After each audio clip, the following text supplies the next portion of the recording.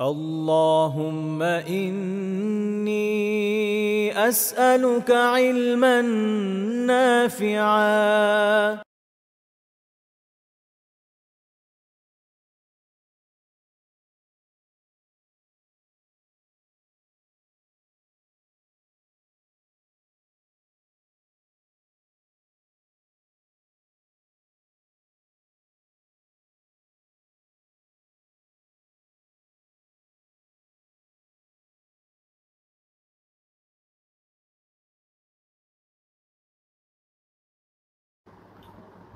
إن الحمد لله نحمده ونستعينه ونصلي على رسوله الكريم وعلى آله وصحبه أجمعين أما بعد আমরা আলোচনা শুরু করেছিলাম যে সম্মানিত ব্যক্তিদের সাথে রাসূলুল্লাহ সাল্লাল্লাহু আলাইহি ওয়াসাল্লামের আচরণ নিয়ে এই বিষয়ে কিছু আলোচনা ইতিপূর্বে অতিবাহিত হয়েছে। আজকে আরো কিছু আলোচনা ইনশাআল্লাহ তাআলা করব। 5টা পয়েন্টের আগে আলোচনা হয়েছে, কিন্তু ষষ্ঠ পয়েন্ট হচ্ছে যে তিনি সম্মানিত ব্যক্তিদের প্রতি সম্মান প্রদর্শন করতেন, গুরুত্ব প্রদর্শন করতেন। আমরা একটা ঘটনা দেখি সহিহ বুখারীর 5862 নম্বর হাদিসে আল মিসওয়ার বিন মাখরামা তিনি তার বাবা মাখরামা রাদিয়াল্লাহু তাআলা আনহু ঘটনা বর্ণনা করেন যে তিনি বলেন, ওনারা উভয় সাহাবী ছিলেন। আল মিসওয়ার বিন মাখরামা রাদিয়াল্লাহু তাআলা আনহু এবং তার বাবা মাখরামা রাদিয়াল্লাহু তাআলা আনহু দুজন সাহাবী ছিলেন। তো মাখরামা রাদিয়াল্লাহু তাআলা আনহু আরেকটা বিষয় হচ্ছে উনি ইসলাম গ্রহণ করেন বেশ পরের দিকে, যখন আর কি যে ঘটনা আমরা বর্ণনা করতে যাচ্ছি সেখানে গনিমতের সম্পদ থেকে যাদের অন্তরকে ইসলামের দিকে আকৃষ্ট করতে দেওয়া হয় সেরকম একটা ঘটনা পাওয়া যাবে। তো তিনি মিসওয়ার রাদিয়াল্লাহু তাআলা আনহুকে তার বাবা বললেন যে আমার কাছে খবর আসিয়া বুনাইয়া ইন্নাহু বালাগানি আন্না নবী সাল্লাল্লাহু আলাইহি ওয়াসাল্লাম কাদিমাত আলাইহি আকবিয়া ফাহুয়া ইয়াকসিমুহা। আমার কাছে খবর এসেছে যে নবী সাল্লাল্লাহু আলাইহি ওয়াসাল্লামের কাছে কিছু কি বলা যায়, কাবা বলে আরবিতে, বহুবচন মানে কাবাউন, বহুবচন হচ্ছে আকবিয়া, যার মানে হচ্ছে এক ধরনের জামা আর কি, জুম্মার কাছাকাছি টাইপের। তো যাই হোক, তো বললেন যে এগুলো অনেকগুলো এসছে, আমি খবর পেয়েছি। তো তিনি এগুলোকে বন্টন করছেন। ফাযহাবিনা ইলাইহি, আমার সাথে চলো তার কাছে যাই। ফাযহাবনা, আল মিসওয়ার রাদিয়াল্লাহু তাআলা বর্ণনা করছেন যে আমরা এরপর আল্লাহ রাসূলের কাছে গেলাম সাল্লাল্লাহু আলাইহি ওয়াসাল্লাম। ফাওয়াজাদনা নবী সাল্লাল্লাহু আলাইহি ওয়াসাল্লাম ফি মানজিলিহি, আমরা নবী সাল্লাল্লাহু আলাইহি ওয়াসাল্লামকে তার বাড়িতে পেলাম।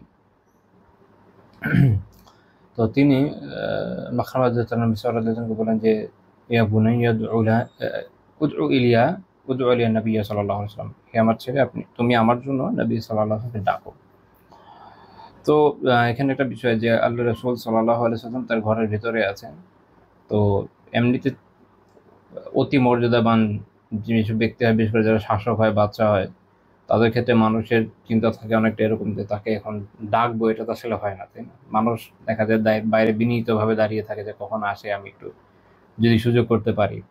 আর কেউ তার বাড়ি থেকে ডাকে না, হে হে প্রধানমন্ত্রী, হে রাষ্ট্রপতি, ডাকাটাকি তো আসলে কেউ করে না, বা হে রাজা হে বাচ্চা, মানুষের কমন কনসেপ্ট। তো স্বাভাবিক এটা যখন ওনাকে বললেন, ওনার বাবা মাখরামা রাদিয়াল্লাহু তাআলা আল মিসওয়ার রাদিয়াল্লাহু তাআলাকে বললেন, তো তিনি বলেন আযামতু যালিকা, আমার কাছে একটা বিশাল বিষয় মনে হলো, যে আমি কঠিন বিষয় মনে হলো, কীভাবে করবো এটা। তো তখন তিনি যখন তার বাবাকে বিষয়টা বললেন, তো তার বাবা একটা খুব চমৎকার কথা বললেন, যে তিনি বললেন যে ইয়া বুনাইয়া ইন্নাহু লাইসা বিজব্বার, যে হে আমার সন্তান, তিনি জব্বারদের কেউ নন, যারা খুব কঠোর স্বভাবে হয়, পরাক্রম প্রদর্শন করে মানুষের উপরে, কঠোরতা করে, উনি এরকম ব্যক্তি না। তো এই একটা কনসেপ্ট মানুষের মধ্যে তৈরি হয়ে গিয়েছিল যে রাসূলুল্লাহ সাল্লাল্লাহু আলাইহি ওয়াসাল্লাম অনেক অনেক অনেক বিনীত মানুষ, অসাধারণ রকমের একজন ভালো মানুষ। তো এই জন্য দেখা যায় যে যারা ইভেন তাকে এভাবে বিশ্বাসও করতেন না, দেখবেন যে তারাও রাসূলুল্লাহ সাল্লাল্লাহু আলাইহি ওয়াসাল্লামের সাথে ব্যবহারের ক্ষেত্রে এমনভাবে তার সাথে ব্যবহার করতো যে যেটা দেখলে বুঝতে যায় যে তাকে তারা কেউ কঠোর স্বভাবের ব্যক্তি মনে করতো না। এমনকি ইন্টারেস্টিং বিষয় হচ্ছে এখানে যে কোনো অঞ্চলে যিনি অধিপতি হন, শাসক হন বা বড় গোত্র সর্দার হন, দেখবেন একটা গোত্রের সর্দার তার সাথেও মানুষ এরকম ব্যবহার করে না, যেটা অনেক ক্ষেত্রে বেদুইনদের, তারপরে মুনাফিকিনদের, ইহুদিদের বা অন্যান্যদের দেখা গিয়েছে যে রাসূলুল্লাহ সাল্লাল্লাহু আলাইহি ওয়াসাল্লামের সাথে করতে। অথচ আল্লাহ রাসূল পুরো মদিনারই শাসক ছিলেন। একটা না, অনেকগুলো গোত্র ওনার অধীনস্থ। মানে ধরেন দুইটা বড় গোত্র আওয়াজ এবং খাজরাজ, এদেরও শাখা আছে 1-2টি। এগুলো কোনো একটা শাখা উপশাখা গোত্রেরও কেউ যদি প্রধান হয়, তারপরে মানুষ তার সাথে ব্যবহার করার আগে সাবধান থাকে, কারণ একটু এদিক ওদিক হলে দেখা যাবে যে গোত্রের লোকজন উড়িয়ে দিবে। আর রাসূলুল্লাহ সাল্লাল্লাহু আলাইহি ওয়াসাল্লাম তো এদের সবার সর্দার, বিশাল অঞ্চলের ওই সময় শাসক। আবার যদি নাও হয় অন্তত মদিনার শাসক তো বটে, সেখানে এতগুলো গোত্র। আবার ধরেন একটা সাধারণ গোত্রের প্রধানের যে ধরনের দাপট থাকে, তার তো এর থেকে অনেক বেশি ছিল। মানুষ তার জন্য জান দেওয়াকে দিন মনে করতো, এখনো করে, এটাই তো দিন। কিন্তু কথা হলো যেটা, যে এইরকম একজন ব্যক্তির সাথে কোন দুঃসাহসে তারা এরকম ব্যবহার করতো, কারণ হচ্ছে উনি অনেক নমনীয় মানুষ ছিলেন। তারা জানতো যে উনি রাজা বাদশাদের মতো নন। রাজা বাদশাদের মতো হলে কি হতো, তাহলে কিন্তু ঠিকই ভয় পেয়ে যেত। এই হচ্ছে বিষয়। অথচ দেখা যায় যে যারা মনে করে যে তারা ইসলাম প্রতিষ্ঠার জন্য কাজ করবে, যার অনেকের মধ্যে এই ধরনের ব্যবহার থাকে যে তারা অত্যন্ত কঠোর হয়, এবং তারা মনে করে যে সিয়াস একটা ডিফারেন্ট জিনিস, যেহেতু রাজনীতি করতেই হবে বা ইসলামী, আল্লাহ জানি কোন ধরনের ইসলামী, বাট ইসলামী রাজত্ব প্রতিষ্ঠা করতে হবে, সেক্ষেত্রে তখন তাদের মনে হয় যে এরকম কঠোরতা করতেই হবে। আমি একবার একজনের সাথে কথা হচ্ছিল, আমার অনেক আগে কথা, অনেক খুব অনেক আগে আর কি, এখনকার হিসেবে একটু আগে। তো তারা এরকম কিছু কাজ করছে যেখান থেকে তারা আশা রাখে যে একসময় ইসলাম প্রতিষ্ঠার কিছু কাজ হলে হতে পারে। যে আমি বললাম যে ঠিক আছে, এটা ভালো, মাশাআল্লাহ, সব শুনলাম। তো ধরেন সবাই তো আর আপনাদের একসেপ্ট করে না, আপনাদের বিপরীত যে দাওয়াগুলো আছে, যারা আপনাদের সঠিক মনে করে না, আপনারা যদি কখনো ক্ষমতায় আসেন, এদের ব্যাপারে কি করবেন? তো তিনি অকপটে বললেন যে দমন করে ফেলতে হবে। আচ্ছা, যে হ্যাঁ, সিয়াসত তো এভাবে করা ছাড়া উপায় নেই। আমি জানি না, এটা আমার এই ধরনের সিয়াসার সাথে কোনো সম্পর্ক নেই। মানে এটা যদি ইসলামী সিয়াসা হয়, তাহলে এরকম সিয়াসতকে সালাম, হাজারবার সালাম, আল্লাহ তাআলার পানা চাই। রাসূলুল্লাহ সাল্লাল্লাহু আলাইহি ওয়াসাল্লামের বিষয় এরকমই, যেমনটা মাখরাম রাদিয়াল্লাহু আনহু বলেছেন, ইন্নাহু লাইসা বিজব্বার, তিনি জব্বার নন, এবং তিনি আমাদের এমন শেখানো হয়। হেদায়েতের উপর থেকে, আল্লাহ তাআলার সন্তুষ্টির উপর থেকে যতটুকু হয় ততটুকু আলহামদুলিল্লাহ, যদি কিছু না হয় তাতেও আলহামদুলিল্লাহ। আর আল্লাহ তাআলার সন্তুষ্টির বাইরে গিয়ে নিজেদের নফসানিয়াতকে দিনের নামে চালিয়ে দিয়ে এরপরে যেটাই অর্জন হোক না কেন, ওটা আসলে কোনো বেনিফিট নেই। দুনিয়াবি হতে পারে, আখিরাতে কোনো বেনিফিট নেই। যাই হোক, তো তিনি তারপর আল্লাহ রাসূলকে ডাকলেন। তো রাসূলুল্লাহ সাল্লাল্লাহু আলাইহি ওয়াসাল্লাম যে বের হলেন, ফাখারাজা আলাইহি কুবাউম মিন দিবাজ মুজাররারুম বিযযাহব। তিনি বলছেন যে আল্লাহ রাসূল বের হয়ে এসেছেন এবং তার কাছে একটা কাবা, সে কাবা সেটা হচ্ছে এরকম যে সেটায় মিহি রেশমি কাপড়ের, যেটাতে আবার স্বর্ণের বোতাম লাগানো ছিল। এখানে একটা ব্যাপার মনে রাখেন যে কোনো বর্ণনা আছে এটা তার কাঁধে ছিল বা হাতে ছিল। পুরুষদের জন্য রেশমি কাপড় এবং স্বর্ণ কোনোটাই বৈধ নয়। তো এখানে এটা থাকার কারণ হচ্ছে যে এটা তো আসলে গনিমাতের সম্পদ হিসেবে এসছে, যা পাওয়া গিয়েছে তাই এসছে। তো এটা যখন বন্টনে পড়বে, একজন পুরুষের বন্টনে পড়তে পারে, সমস্যা না। তো তিনি এটা ব্যবহার করবেন না। তিনি যেটা একজন মুসলিম পুরুষ কি করবেন, যে এটা হয় বিক্রি করে দিয়ে সেটা অর্থ দ্বারা উপকৃত হবেন, বা যেখানে বার্টার ইকোনমি আছে, এই যে আপনার বার্টার ইকোনমি বুঝেন তো আসলে, আশা করি যে একটা প্রোডাক্ট দিয়ে তার বিনিময়ে আরেকটা প্রোডাক্ট নেওয়া হয়, সেটা হতে পারে, এটা দিয়ে অন্য কিছু নিল। আরেকটা হতে পারে সেটা হচ্ছে যে নিজে ব্যবহার না করলে বা স্ত্রী আছে যার জন্য বৈধ, তাকে দিয়ে দিল, এরকম বিভিন্নভাবে ইউজ করা যেতে পারে বৈধভাবে, কিন্তু নিজে করতে পারে না। তো এখানে খুব ইন্টারেস্টিং বিষয় হচ্ছে যে রাসূলুল্লাহ সাল্লাল্লাহু আলাইহি ওয়াসাল্লাম মাখরাম রাদিয়াল্লাহু তাআলা আনহুর আওয়াজ শুনে চিনেছেন যে কে এসছে। এটা একজন আদর্শ নেতার বৈশিষ্ট্য। বিভিন্ন ঘটনায় দেখবেন যে রাসূলুল্লাহ সাল্লাল্লাহু আলাইহি ওয়াসাল্লামের সাথে একজনের দেখা হচ্ছে বহু বছর পরে, উনি মনে রাখছেন যে সে কে, বলছেন। যেমন আবু যর রাদিয়াল্লাহু তাআলা আনহু অনেক কাল পরে এসেছেন, মক্কাতে ওনার সাথে দেখা হওয়ার পরে মদিনাতে অনেক পরে এসেছেন, আল্লাহ রাসূল কিন্তু চিনেছেন। আবার বিভিন্ন সময় যাদের সাথে দেখা হচ্ছে তাদের কথা উনি খেয়াল রাখছেন। এটা হচ্ছে একজন আদর্শ নেতার বৈশিষ্ট্য। এমন না হলে কেউ কখনো নেতৃত্বের গুণে অধিষ্ঠিত হতে পারবে না। ১ ২ নম্বর হচ্ছে যে কোনো নেতৃত্ব, বিশেষ করে ইসলামী নেতৃত্বের ক্ষেত্রে জরুরি হচ্ছে তার মধ্যে কমিটমেন্ট থাকা জরুরি, যে কথা দিয়েছে রক্ষা করবে। আরেকটা গুরুত্বপূর্ণ হচ্ছে মানুষের আশা আকাঙ্ক্ষাটাও দেখা লাগে। যাই হোক, তো তিনি বলেন, ইয়া মাখরামা হাযা খাবানাহু লাক ফাআতাহু ইয়াহু। বললেন যে হে মাখরামা, এটা আমি তোমার জন্য সংরক্ষণ করে রেখেছিলাম, তারপর তিনি এটা তাকে দিয়ে দিলেন। এটা সহিহ মুসলিমের, সহিহ বুখারীর 5862 নম্বর হাদিস। অর্থাৎ রাসূলুল্লাহ সাল্লাল্লাহু আলাইহি ওয়াসাল্লামের খেয়াল আছে যে মাখরামা রাদিয়াল্লাহু তাআলা আনহু তিনি আসতে পারেন হয়তোবা। এটা খেয়াল রাখা একটা বিশাল বিষয়, কিন্তু এটা খেয়াল রাখা এটা খুব বিশাল বিষয় যে একজন ব্যক্তি, তার জন্য আমি খেয়াল রাখি। যে মাখরামা রাদিয়াল্লাহু তাআলা আনহু উনি হচ্ছে মাখরামা ইবনু নওফাল আয-যুহরি, উনি কুরাইশদের নেতাদের মধ্যে একজন, কুরাইশের নেতাদের মধ্যে একজন। মানে এটা কিন্তু এই জন্য বললাম একদম শেষের দিকের ঘটনা, উনি অনেক পরে ইসলাম গ্রহণ করেছেন। তো ওনার যে বংশমর্যাদা এটা অনেক উন্নত মানের বংশ ছিল, এবং তিনি মক্কা বিজয়ের সময় ইসলাম কবুল করেন, হুনাইনের জিহাদে শরীক ছিলেন। তো এই যে সম্পদটা ওনাকে দেওয়া হচ্ছে, এটা দেওয়া হচ্ছে গনিমত থেকে। উনি ৫৪ হিজরিতে মারা গিয়েছেন। তো খেয়াল রাখেন যে একটা এত বড় একটা রাষ্ট্র, ওই সময় কত বড় রাষ্ট্র, সেখানে শুধুমাত্র হুনাইনের জিহাদের শরীক হয়েছে কতজন, খেয়াল করেন, অনেক বড়। মক্কা বিজয়ের সময় ১০,০০০ সৈন্যই ছিল, হুনাইনে আরো বেশি হয়েছিল, ১২,০০০ আমার কিন্তু খেয়াল আছে।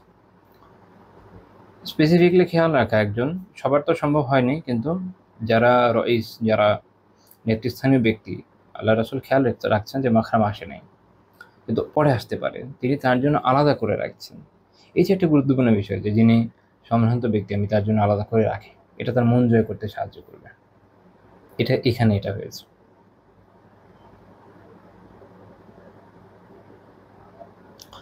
ইমাম মুসলিম রাহিমাহুল্লাহ বর্ণনাটা এইভাবে করেছেন যে আল মিসওয়ার রাদিয়াল্লাহু আনহু বলছেন যে কাদিমাত আলা নবী সাল্লাল্লাহু আলাইহি ওয়াসাল্লাম আকবিয়াতুন ফাকালা লি আবি মাখরামা আনতালিক বিনা ইলাইহি আসা আইয়ু উতিয়ানা মিনহা শাইআ।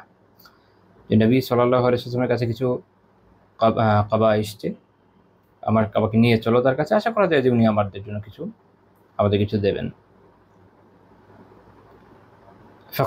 ফাকাম বি আলাল বাব ফাতাকাল্লাম। আমার বাবা আমাকে নিয়ে তার বাড়ির দরজায় দাঁড়িয়ে কথা বললেন। ফাআরাফা নবী সাল্লাল্লাহু আলাইহি ওয়াসাল্লাম সাউতাহু ফাখারাজা।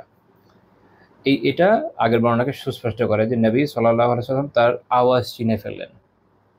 নবী সাল্লাল্লাহু আলাইহি ওয়াসাল্লাম তার আওয়াজ চিনলেন। এখন মনে হতে পারে মক্কায় ছিলেন, মক্কাবাসীদের যারা নেতা, তাদের আওয়াজ তো চিনারই কথা, এটা একটা গুরুত্বপূর্ণ কথা। দ্বিতীয় কথা চিন্তা করেন যেটা, যে রাসূলুল্লাহ সাল্লাল্লাহু আলাইহি ওয়াসাল্লাম প্রায় ১ দশকের বিচ্ছিন্ন জীবন মক্কাবাসীদের থেকে, ১ দশক উনি মদিনাতে আলাদা। তারপর খেয়াল রাখছেন যে এই আওয়াজটা মাখরামার। এটা হচ্ছে একজন ইসলামী নেতার জন্য গুরুত্বপূর্ণ বৈশিষ্ট্য। ইসলামী নেতা এমন হবে না যে এই মানে দেখবেন অনেক অদ্ভুত অদ্ভুত ডায়লগ বের হয়েছে যে কাউকে পাত্তা দেয় না, কাউকে খেয়াল রাখে না, জালালি তবিয়ত কিছু না, এটার সাথে ইসলামের কোনো রিলেশন নাই। তাবিয়ত একটাই, যেটা ইসলাম আমাদের জন্য আদর্শ দিয়েছে, সেটা রাসূলুল্লাহ সাল্লাল্লাহু আলাইহি ওয়াসাল্লামের তাবিয়ত, সেটা খোলাফায়ে রাশিদিনদের যে তাবিয়ত। ওমর ইবনুল খাত্তাব রাদিয়াল্লাহু তাআলা তো মানুষ মনে করে, যদি আসলে এমন না, কঠোর স্বভাবের মনে করে। ওমর ইবনুল খাত্তাব রাদিয়াল্লাহু তাআলার জীবনে আমি পড়েছি, আলহামদুলিল্লাহ, আমার অনুভূতি হচ্ছে উনি মোটেও কঠোর স্বভাবের ব্যক্তি ছিলেন ওই হিসাবে, যেটা মানুষ মনে করে। উনি স্ট্রেট ফরওয়ার্ড ছিলেন, যা বলতেন ডাইরেক্ট বলে দিতেন। এখন আমাদের সমস্যা হচ্ছে কি, আমরা ডাইরেক্ট কথা নিতে পারি না, কেউ সরাসরি কথা বলে আমাদের খুব অস্বস্তি লাগে। যাই হোক, আমাদের মনে হচ্ছে উনি খুব কঠোরতা ওনার মধ্যে কোথায় দেখলেন? কঠোর কারে বলে? কঠোর হচ্ছে এই যে কথা নেই বার্তা নেই, যে কারো ধরে যে কেউ মারপিট করা যায়, এটা হচ্ছে কঠোর। কঠোরতা দেখতে চাইলে অন্যান্য রাজা বাদশাদের জীবনী পড়ে, তাহলে বুঝবেন। না, সেরা একবার বাড়িয়ে দিয়েছে, কর বাড়িয়ে দিয়েছে। তো একজন বলছে যে কারো কোনো আপত্তি আছে? এখন কে তার সামনে? নওশেরা ছিল পারস্যের সাসানিদের সম্রাট, এবং বলা হয় যে সবচেয়ে নাকি ন্যায়পরায়ণ সম্রাট। তো তার ন্যায়পরায়ণতা হচ্ছে এরকম যে সে যখন করবাড়ি জিজ্ঞেস করছে যে কারো কোনো আপত্তি আছে, কার আপত্তি থাকবে, কার ঘাড়ে দুইটা মাথা, কেউ বলে নাই। তো একজন বলছে যে হুজুর এটা যদি বাড়ে তাহলে এই সমস্যা হতে পারে বিনয়ের সাথে। কোন কোন বিভাগের? যে আমি লেখার ডিপার্টমেন্টে আছি। ওকে কালি দোয়াত, ওই সময় তো দোয়াত, বড় বড় দোয়াত, দোয়াত দিয়ে পিটি ওরে মেরে ফেলো, সবাই দোয়াত দিয়ে পিটি ওরে মেরে ফেলছে। এ হচ্ছে ন্যায়পরায়ণতা, আর এগুলো হচ্ছে কঠোরতা। বুঝছেন? ওদেরকে পড়লে বুঝবেন যে আসলে কঠোরতা কারে বলে। আমার রাদিয়াল্লাহু মধ্যে কোনো কঠোরতা ছিল না, ওনার মধ্যে যেটা ছিল আল্লাহর দ্বীনের উপর দৃঢ়তা। যেমন একটা হাদিস আছে, আসাদ্দুহুম ফি আমরিল্লাহি ওমর, মুসলিমদের দ্বীনের ব্যাপারে সবচেয়ে দৃঢ়, সবচেয়ে কঠিন বলতে কি ওই কঠোর না, এটা হচ্ছে দৃঢ়, যে দ্বীন থেকে এদিক ওদিক সরবে না, একদম স্ট্রেট থাকবে, সে হচ্ছে আমার। তো যাই হোক, তো তাদের যে তাবিয়াত সেটা, তো এই ওমর রাদিয়াল্লাহু তাআলা আনহু তিনি, তারপর যদি আপনি দেখেন দেখবেন যে সবার খেয়াল রাখছেন, একজন সাধারণ দাসের শুধু খেয়াল রাখছেন তা না, যারা সম্ভ্রান্ত ব্যক্তি তাদের খেয়াল রাখছেন, কার কীভাবে মন জয় করা যায় সেই চেষ্টা উনি করছেন। মানে কাউকে সব খালি রিজিট করে যাচ্ছেন এরকম নর জীবনে এরকম পাওয়া যায় না। অনেক সময় মানুষ মনে করে যেন জীবন এটা পড়া দরকার। আলী সাল্লাবি সুন্দর একটা সিরা আছে, আছে জীবনে সম্রাটের খাতা প্রাচনের উপর লেখা, বাংলা অনুবাদও হয়েছে। আমি তো মাকাবুল ফুরকানেরটা দেখেছি, পড়িনি, আমি কোনোটাই পড়িনি বাংলা অনুবাদ। আমি বলতে পারবো না যে মুখটা ভালো বলতে পারবো না আমি, মানে আমার নিজের চোখের সামনে খুলে শুধুমাত্র মাকতাবুল ফুরকানের অনুবাদটা দেখেছি, এই জন্য বললাম যে আমি এটা দেখেছি। ফুরকানের মালিকের বাসায় গিয়েছিলাম বেশ অনেকদিন আগে, প্রায় বেশ কয়েক বছর আগে, তো ওই সময় খুলে দেখেছি। আর ওই সময় এখানে উত্তর একটা মাকতাবা ছিল, মাকতাবা দাওয়া, আমি অনেক বছর যাই না, ওখানে আমি এটা দেখেছি, তো এই জন্য বললাম যে দেখেছি এটা আমি। তো হতে পারে, আশা করি ওটা ভালো, মানে অনুবাদ দেখে ভালোই মনে হয়েছে। এখন তো অনেকগুলো প্রকাশনী বের করেছে, এগুলো আমি চোখেও দেখিনি, মানে সরাসরি সামনে খুলেও দেখিনি, তো এই জন্য বলতে পারবো না যে এটা ভালো না ওটা ভালো। বললাম যে এটা বাংলা আছে, পড়ে নিয়ে কাজে আসবে জীবনে ইনশাআল্লাহ। তো যাই হোক, তো তাহলে আল্লাহ রাসূল সাল্লাল্লাহু আলাইহি ওয়াসাল্লাম খেয়াল রাখছেন, হ্যাঁ, যে এই হচ্ছে একজন ব্যক্তি, একজন সম্বন্ধ ব্যক্তি, যার কথা তার মনে আছে। তো তার ছেলে ইমপ্রেসড হয়ে যাচ্ছে, এই জন্য বলছেন ফারাফান নবী সাল্লাল্লাহু আলাইহি ওয়াসাল্লাম সাউতাহু ফাখারাজা, নবী সাল্লাল্লাহু আলাইহি ওয়াসাল্লাম তার আওয়াজ চিনে ফেললেন এবং তিনি বের হয়ে আসলেন। মাহু কাবাউন ওয়া হুয়া ইউরিহি মাহাসিনা ওয়া হুয়া ইয়াকুল খাবাতু হাযা লাক, খাবাতু হাযা লাক। তো নবী সাল্লাল্লাহু আলাইহি ওয়াসাল্লাম যখন বের হয়ে আসলেন, তার কাছে হাতে ছিল এই কাবা, তার যে সৌন্দর্যটা উনি দেখাচ্ছিলেন, যে সুন্দর একটা কাবা, এবং বলছে যেটা তোমার জন্য আমি সংরক্ষণ করে রেখেছি। তো এইটার উপর টিকা দিতে গিয়ে, আলোচনা করতে গিয়ে, বুখারী একদম প্রথম ব্যাখ্যাকারী ইমাম ইবনু বাত্তাল রাহিমাহুল্লাহ তাআলা সহিহ বুখারী ব্যাখ্যায়, শারহ সহিহ বুখারী, ইবনু বাত্তাল বলছেন যে এটাতে শিক্ষা নিয়ে উনি বলছেন আল মুদারাতা আল মুদারাতু মিন আখলাকিল মুমিনিনা হিয়া খাফদুল জানাহি লিন-নাস ওয়া লিনুল কালিমা ওয়া তারকুল ইগলাজ লাহুম ফিল কওলি ওয়া যালিকা মিন আকওয়া আসবাবিল উলফা ওয়া সাল্লিস সাকিমা। তিনি বলছেন যে মুদারা মানে সুন্দর আচরণ ব্যবহার, ভদ্রচিত আচরণ ব্যবহার, এটা হচ্ছে ইহাদি শিক্ষা, যেটা হচ্ছে মুমিনদের বৈশিষ্ট্যের মধ্যে পড়ে। মুমিনদের বৈশিষ্ট্য হচ্ছে এটা, যে আপনি আমাদের সাথে, আমরা বলি জেন্টাল কন্ডাক্ট, খুবই ভদ্রচিত ব্যবহার করবেন। মানুষের সাথে যে বকা ঝকা দেওয়া, গালিগালাজ করা, এগুলা আমাদেরকে ইসলাম শেখায় নাই। ওভারঅল ইসলাম যেটা আমাদেরকে শিখিয়েছে যে মানুষের সাথে ভদ্র ব্যবহার করা, যেটা আমাদের মধ্যে খুব অভাব আছে। আচ্ছা, এবং তিনি বলছেন যে এটার মধ্যে, আর এটার মধ্যে কি কি আছে, আবার এরপর আলোচনা করছেন যে ওয়াহিয়া খাফজু জানাহি লিন-নাস, যে মানুষের জন্য, মানুষের প্রতি কি বলবো এটাকে, বিনয় প্রদর্শন করা, আর নিজেকে নমনীয় করে দেওয়া। যিনি বলছে লিনুল কালিমাত,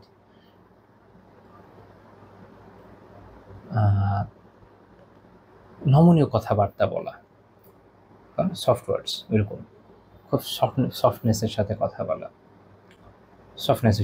বলা, এটা এর ভিতরে পড়ে উত্তম আচার আচরণের মধ্যে। কারোর সাথে কথা বলছে সফটনেসের সাথে বলছে। আচ্ছা, এখন এইটা তখন আসবে যখন অন্তরের মধ্যে সফটনেসটা থাকে। এখন যেহেতু আমাদের অন্তর অনেক কঠিন হয়ে যাচ্ছে আশেপাশের অনেক গুণার মধ্যে থাকার কারণে, এই জন্য দেখবেন আমাদের কথার মধ্যে সফটনেস অভাব আছে। তারপরে যেটা ওয়াতারকুল ইগলাজ ওয়াতারকুল ইগলাজ লাহুম, যে তাদের জন্য হার্শনেস, কথার মধ্যে হার্শনেসকে বর্জন করা, খুব কর্কশভাবে মানুষকে সম্বোধন করা যেটা তাকে কষ্ট দেয়, এটা এই ভদ্রচিত্ত ব্যবহারের মধ্যে পড়ে না। তো তিনি বলছেন যে এটা হচ্ছে এই যে বিষয়গুলো, এগুলো হচ্ছে মানুষের সাথে যে মানুষের সাথে ভালোবাসা তৈরি করার জন্য, এবং তাদের মধ্যে যে একে অপরের প্রতি যে বিদ্বেষ বা ক্ষোভ থাকে এগুলোকে প্রশমিত করার জন্য এটা হচ্ছে সবচেয়ে বড় মাধ্যম। আপনি যখন কারোর সাথে খুব সুন্দর আখলাকের সাথে উপস্থাপিত হবেন, সুন্দরভাবে কথা বলবেন, নমনীয়ভাবে কথা বলবেন, তার কল্যাণকামী হবেন, তার সাথে হার্শনেস বর্জন করবেন, স্বাভাবিকই তার সাথে আপনার একটা ভালোবাসা তৈরি হবে। তার অন্তরের মধ্যে যদি কোনো ক্ষোভ বিদ্বেষ থাকে ওটা দূর হয়ে যাবে। আমি এর আগেও এটা নিয়ে বলেছিলাম যে রাসূলুল্লাহ সাল্লাল্লাহু আলাইহি ওয়াসাল্লাম হুনাইনের যুদ্ধের পরে মক্কায় যে সকল মক্কায় যারা ওই সময় ইসলাম কবুল করেছে নতুন নতুন, এবং যারা করে নাই, তাদের উভয় দলকে এত অধিক পরিমাণে দিয়েছেন এবং এত সুন্দর ব্যবহার করেছেন যে তারা খুব দৃঢ়তার সাথে ইসলামে চলে আসছে। এবং তাদের ইসলাম আলহামদুলিল্লাহ এত সুন্দর ছিল, অবাক হতে হয় যে যখন রিদ্দার যুদ্ধ হয়, সারা আরবের বিভিন্ন অঞ্চলের মানুষ মুরতাদ হয়ে গেলেও মক্কাবাসীর আলহামদুলিল্লাহ হয় নাই। খুব দৃঢ় ছিল, তারা ইসলামের উপর দৃঢ় ছিল। যদিও তাদের আনতে অনেক কষ্ট হয়েছে, কিন্তু যখন তারা ইসলামে এসেছে অনেক সুন্দর ইসলামে এসেছে দৃঢ়তার সাথে। এই যে রাসূলুল্লাহ সাল্লাল্লাহু আলাইহি ওয়াসাল্লাম তাদেরকে ক্ষমা করে দিয়েছেন, তাদেরকে মুক্ত করে দিয়েছেন। আমি এটা আগে ব্যাখ্যা করেছিলাম যে কেন তিনি বলেছেন যে আনতুমুত তুলাকা, তোমরা হচ্ছে মুক্ত। এর কারণ হচ্ছে যে যেহেতু এটাকে জোরপূর্বক দখল করা হয়েছে, নিয়ম অনুযায়ী এখানকার সকল অধিবাসী দাস দাসী হওয়া উচিত, কিন্তু রাসূলুল্লাহ সাল্লাল্লাহু আলাইহি ওয়াসাল্লাম এখানে কাউকে দাস দাসী না বানিয়ে সবাইকে মুক্তি দিয়ে দিয়েছেন। এই জন্য তারা হচ্ছে তোলাকা। এটা তাদেরকে অনেক ইমপ্রেস করেছে যে কাউকে দাস হিসেবে নেন নাই, সবাইকে মুক্ত করে দিয়েছেন। অথচ ইকোনমিক্যালি চিন্তা করলে কত প্রফিটের বিষয়। তারা নিজেরা যদি মদিনা দখল করতো, তারা সবাইকে দাস বানায় ছাড়তো, কাউকে মুক্তি দিত না, কিন্তু আল্লাহ রাসূল এটা করেননি। আবার যখন তিনি সাফওয়ান বিন উমাইয়া রাদিয়াল্লাহু তাআলা আনহু থেকে, যখন ইসলাম কবুল করেননি, ওনার কাছ থেকে অনেক অস্ত্রশস্ত্র ধার নিয়েছিলেন, ধার সুন্দর করে ফেরত দিয়েছেন পরে হুনাইনের যুদ্ধের জন্য। এবং উনি ইসলাম কবুল না করলেও এই জিহাদের সাথে যাচ্ছিলেন। ওনার অলরেডি একটা অ্যাফেকশন তৈরি হয়ে গেছিলো মনের ভিতরে। উনি একটা সময় চেয়েছিলেন যে আমি এতদিন সময় চাই, 3 মাস সময় চেয়েছিলেন যে এখন ইসলাম কবুল করবো না, তো ওনাকে সময় দেওয়া হয়েছে। উনি এর মধ্যে ইসলাম কবুল করে ফেলেছেন আলহামদুলিল্লাহ। এবং এক বর্ণনা আছে বলছেন যে আল্লাহ রাসূলকে এত দিয়েছেন এমন অন্তরে তার মধ্যে ভালোবাসা তৈরি হয়ে গেছে। সুবহানাল্লাহ। অনেক সময় মানুষের মনে হয় যে এভাবে এত দিয়ে তাদেরকে দিন আনাকে ঠিক কিনা। আমরা অনেক সময় দেখি অনেক কথা বলে, তারা সিরাহ পড়ে নাই, তারা ফিকহ জানে না, তারা হাদিস পড়ে নাই। হ্যাঁ, হাদিস পড়া মানে 2-4টা ছোট বই পড়া না। হাদিস পড়া মানে আসলে হাদিস পড়ার মতো করে পড়া, যেসব বিশাল কুতুবগুলো আছে এগুলো পড়া। তো এগুলো যদি আপনারা পড়তেন তাহলে এই চিন্তা আপনাদের মাথায় আসতো না। আপনারা দেখতেন যে রাসূলুল্লাহ সাল্লাল্লাহু আলাইহি ওয়াসাল্লাম তো এটাই করেছেন। উত্তম আখলাকের মধ্যে এটাও পড়ে, আমি একজনকে সুন্দর করে খাওয়াবো, আমি একজনকে সুন্দর করে তার সেবা করবো, বা তাকে হাদিয়া তোহফা দিব, তার সাথে মহব্বত রাখবো, এগুলো তো এর মধ্যেই পড়ে, এর বাইরে কোনো বিষয় না।